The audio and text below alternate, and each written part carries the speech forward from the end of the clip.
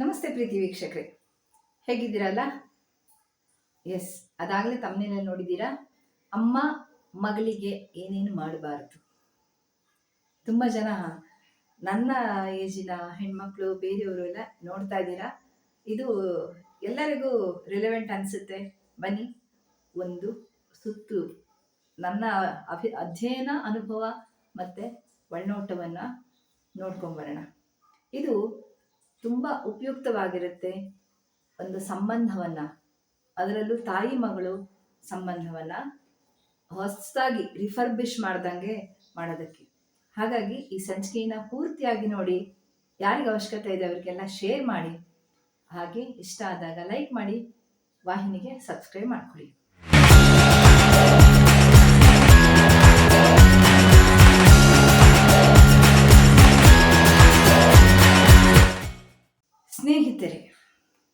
ಸ್ನೇಹಿತೆಯರೇ, ಅಮ್ಮ ಅಂದ ತಕ್ಷಣ ಬೆಳೀತಾ ಇರುವಂತಹ ಮಗಳಿಗೆ, ಅಮ್ಮನಾದ ಮಗಳಿಗೆ ವಿಶೇಷವಾದ ಪ್ರೀತಿ ಇದ್ದೇ ಇರುತ್ತೆ. ಯಾಕೆಂದ್ರೆ ಆಕೆನು ಅಮ್ಮ ಆಗಿರ್ತಾಳೆ. ಅಮ್ಮನ ನಿಜವಾದ ಒಂದು ಬೆಲೆ ಗೊತ್ತಾಗೋದು ಹೆಣ್ಮಕ್ಳಿಗೆ ಯಾವಾಗ ಅಂತಂದ್ರೆ ತಾನು ತಾಯಿಯಾದಾಗ. ಹಾಗೆ ಅಮ್ಮನಿಗೆ ಮಗಳು ಯಾವಾಗ ಮುಖ್ಯ ಆಗ್ಬೇಕು, ಎಲ್ಲಿ ಅಮ್ಮ ಮಗಳ ಸಂಬಂಧ ಹಾಳಾಗುತ್ತೆ, ಅದನ್ನೆಲ್ಲ ಇವತ್ತು ನೋಡೋಣ. ಅಮ್ಮನಿಗೆ ಮಗಳು ಮೊಟ್ಟ ಮೊದಲ ಸ್ನೇಹಿತೆ ಆಗ್ಬೋದು. ತುಂಬ ಸಾರಿ ಅಮ್ಮನಿಗೆ ಮಗಳೇ ಸ್ನೇಹಿತೆ ಆಗುವಂತಹ ಸಾಧ್ಯತೆ ಇರುತ್ತೆ. ಅದರಲ್ಲೂ ಯಾವಾಗ ಅಮ್ಮ ತುಂಬ ಕಷ್ಟದಲ್ಲಿದ್ದಾಗ, ಅಮ್ಮಗೆ ಯಾರು ಹೇಳ್ಕೊಡೋಕೆ ಇದ್ದೋದಾಗ, ಹಾಗೆ ಅಮ್ಮನ ಕಷ್ಟವನ್ನ ನೋಡಿ ಬೆಳೆದಂತಹ ಹೆಣ್ಣು ಮಕ್ಕಳಿಗೆ ಅಮ್ಮ ಒಂಥರ ಫ್ರೆಂಡ್ ಆಗ್ತಾಳೆ. ಅಮ್ಮನಿಗೆ ಆ ಮಗಳು ಫ್ರೆಂಡ್ ಆಗ್ತಾ ಹೋಗ್ತಾಳೆ.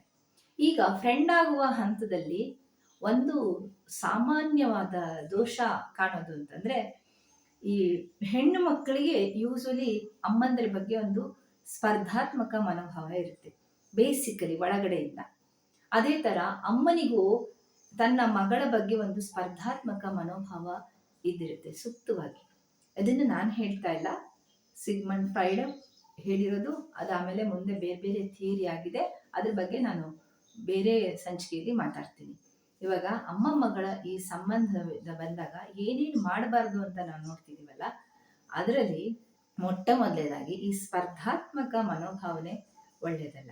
ಸಬ್ಕಾನ್ಶಿಯಸ್ ಆಗಿ ಗೊತ್ತಿರೋದಿಲ್ಲ ನಿಮ್ಗೆ, ಅಮ್ಮಗೂ ಗೊತ್ತಿರೋದಿಲ್ಲ, ಮಗಳಿಗೂ ಗೊತ್ತಿರೋದಿಲ್ಲ. ಹೆಚ್ಚಾಗಿ ಈ ಒಂದು ಸ್ಪರ್ಧಾತ್ಮಕ ಮನೋಭಾವದಿಂದಾಗೇನೆ ತುಂಬಾ ಹೆಣ್ಮಕ್ಕಳು ತಾವು ತಾಯಿ ಆಗುವವರೆಗೂ ತಾಯಿ ಬಗ್ಗೆ ವಿಪರೀತವಾದಂತಹ ಒಂದು ಗ್ರಡ್ಜ್, ಒಂಥರ ಅಸಹನೆ, ಸಿಟ್ಟು.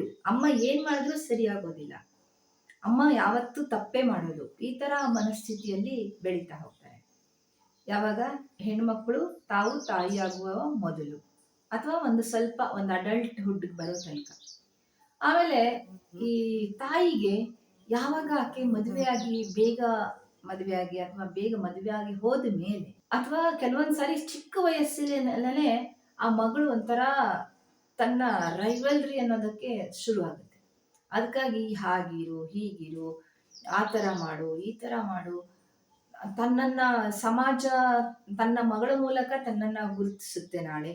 ಆದ್ರಿಂದ ಮಗಳಲ್ಲಿ ತಾನು ಇಲ್ಲದ ಎಲ್ಲಾ ಕ್ಯಾರೆಕ್ಟರ್ಗಳನ್ನ ನೋಡೋದಕ್ಕೆ ಇಷ್ಟಪಡ್ತೀನಿ ಅಂತ ತುಂಬುವಂಥದ್ದು. ಉದಾಹರಣೆಗೆ, ನೀನ್ ಹಾಗೆ ಕುತ್ಕೊಬೇಕು, ಹೀಗೆ ಕುತ್ಕೊಬೇಕು, ಹೀಗಿರ್ಬೇಕು, ಹಾಗಿರ್ಬೇಕು, ನೀ ನಾಳೆ ನನ್ನನ್ನ ಪ್ರತಿನಿಧಿಸ್ತಿರ್ತೀಯ, ಆದ್ರಿಂದ ನೀನು ಈಗಲೇ ತುಂಬಾ ಕಾನ್ಶಿಯಸ್ ಆಗಿರ್ಬೇಕು.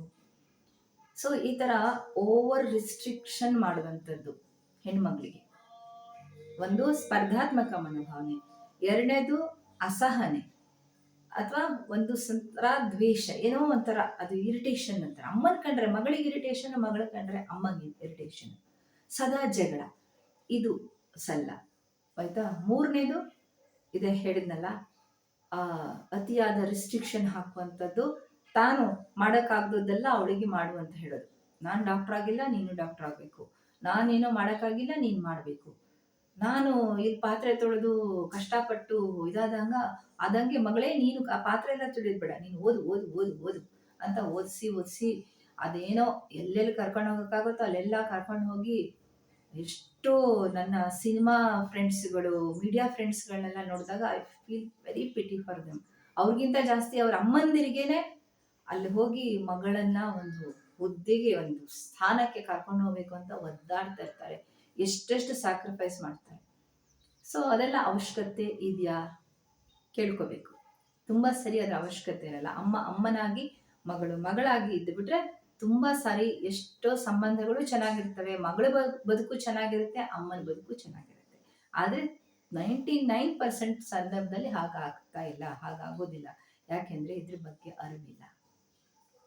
ಇಲ್ಲಿ ಯಾರು ತಪ್ಪು ಯಾರು ಸರಿ ಅನ್ನುವ ಪ್ರಶ್ನೆ ಇಲ್ಲ. ಇಲ್ಲಿ ಸೌಹಾರ್ದತೆ, ಪ್ರೀತಿ, ವಿಶ್ವಾಸ, ಆ ಅಮ್ಮ ಮಗಳ ಬಾಂಧವ್ಯದ ಘನತೆ ಅದೆಲ್ಲ ಮುಖ್ಯ ಆಗಬೇಕು. ಅವಾಗ ಆ ಸಂಬಂಧ ತುಂಬ ಚೆನ್ನಾಗಿರುತ್ತೆ. ಪೇರೆಂಟಿಂಗ್ ಅಂತ ನಾವು ಏನನ್ನು ಮಾತಾಡ್ತೀವಿ ಪ್ರತಿ ಭಾನುವಾರ, ಆ ಪೋಷಕತ್ವ ಸಾಧ್ಯತೆ ತುಂಬ ಜಾಸ್ತಿ ಇರುತ್ತೆ. ಹೆಚ್ಚಾಗಿ ತುಂಬ ಸರಿ ಈ ಅಮ್ಮ ಅನ್ನುವ ಈ ಪಾತ್ರ ಇದೆಯಲ್ಲ, ತುಂಬ ವಿಷಯದಲ್ಲಿ, ಅದರಲ್ಲೂ ಗಂಡು ಮಕ್ಕಳ ವಿಷಯದಲ್ಲಿ ಒಂಥರ ತಪ್ಪು ಮಾಡಿದ್ರೆ ಹೆಣ್ಣು ಮಕ್ಕಳ ವಿಷಯದಲ್ಲಿ ಒಂಥರ ತಪ್ಪಾಗೋಗುತ್ತೆ. ಇವತ್ತು ನಾವು ಹೆಣ್ಣು ಮಕ್ಕಳ ವಿಷಯದಲ್ಲಿ ಮಾತಾಡ್ತಾ ಇರೋದ್ರಿಂದ, ಸೊ 4ನೇದು ರಿಸ್ಟ್ರಿಕ್ಷನ್, ಓವರ್ ರಿಸ್ಟ್ರಿಕ್ಷನ್ ಮಾಡೋದು. 5ನೇದು ನಾನು ಮಾಡೋಕ್ಕಾಗ್ದದ್ದೆಲ್ಲ ನೀನು ಮಾಡಬೇಕು ಅನ್ನೋಂಥದ್ದು. ಇದೆಲ್ಲ ಮಾಡಕೂಡ್ದು. ಏನು ಮಾಡಬೇಕು ಹಾಗಿದ್ರೆ ಅದನ್ನ ನಾವು ಮುಂದಿನ ಸಂಚಿಕೆಗಳಲ್ಲಿ ನೋಡೋಣ. ಇವತ್ತು ಯಾವುದು ಮಾಡಬಾರ್ದು ಅದನ್ನ ಹೇಳ್ತಾ ಇದ್ದೀವಲ್ಲ.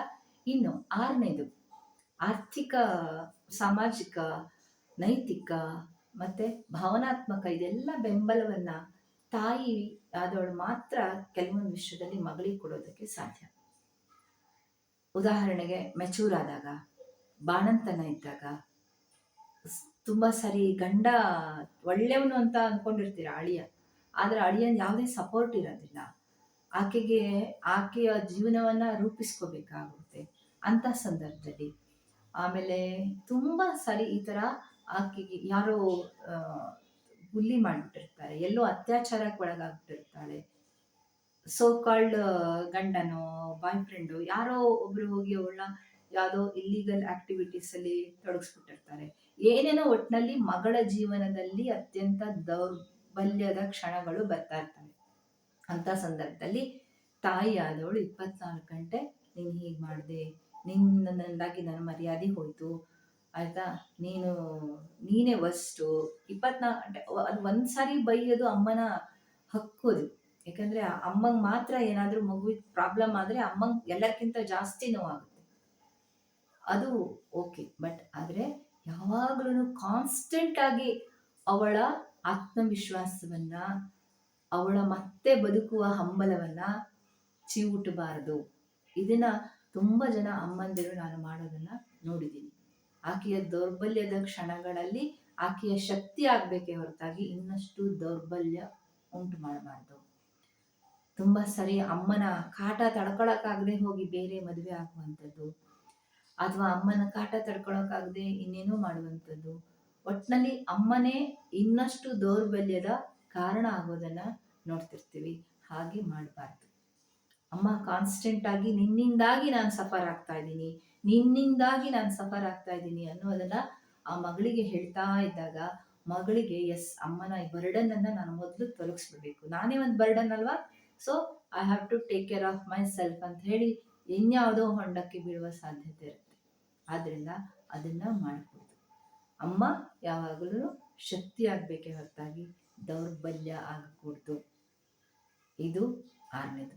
ಇನ್ನು ಲಾಸ್ಟದು ಅಮ್ಮ ಆರೈಕೆ, ಏನು ಸಾಂತ್ವನ, ಸಮಾಧಾನ ಇದೆಲ್ಲದರ ಪ್ರತೀಕ ಆಗಿರಬೇಕು ಅನ್ನೋದು ನಮ್ಮ ಎಲ್ಲ ಮಕ್ಕಳ ನಿರೀಕ್ಷೆ ಇರುತ್ತೆ.